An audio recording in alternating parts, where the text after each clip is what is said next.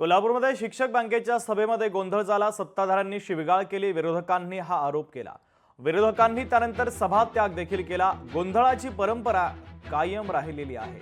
कोल्हापूर शिक्षक बँकेच्या सभेत दरवर्षी गोंधळ होतो। यावर्षी देखील नवीन काही असं घडलं नाही, तेच घडलं। सत्ताधाऱ्यांनी शिवीगाळ केली, विरोधकांनी आरोप केला, तर विरोधकांनी नंतर सभात्याग केला। गोंधळाची परंपरा या सभेमध्ये कायम राहिली।